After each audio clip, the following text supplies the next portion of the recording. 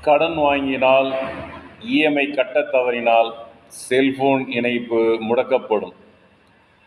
இது நடுத்தர ஏழைகளுக்கு மட்டும் பொருந்தும். ஏனென்றால் அம்பானி போன்ற குஜராத்தில் இருந்த 29 கொள்ளையடித்த கோடீஸ்வரர்களுக்காக இது பொருந்தாது. அவர்கள் சிவில் செக் செய்ய மாட்டார்கள். அவர் கடன் கொடுத்து கொண்டே இருப்பார்கள். வெளிநாட்டுக்கு ஓடிக்கொண்டே இருப்பார்கள்.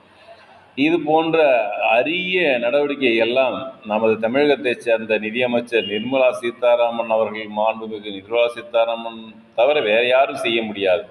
இனிமேல் நீங்கள் இஎம்ஐ கட்ட தவறினால் உங்களது செல்போன் முடக்கப்படும் என்று மத்திய அரசாங்கம் அறிவுறுத்தியுள்ளது. இதனுடைய நடைமுறை சில தினங்களில் வரக்கூடும் என்று எதிர்பார்க்கப்படுகிறது. ஏழைகளுக்கு மட்டுமே இந்த நிபந்தனை.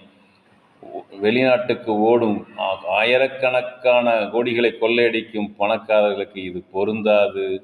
இப்படிப்பட்ட அருமையான திட்டங்களை நமது மோடி அரசாங்கத்தின் நிதியமைச்சர் நிர்மலா சீதாராமனை தவிர வேறு யாராலும் கொண்டு வர முடியாது என்பதை நீங்கள் உணர வேண்டும். வாழ்த்துக்கள், வாழ்த்துக்கள். ஏழைகளின் இஎம்ஐக்கு மொபைல் ஃபோன் கட் செய்யப்படும். அருமையான நிர்வாகம்.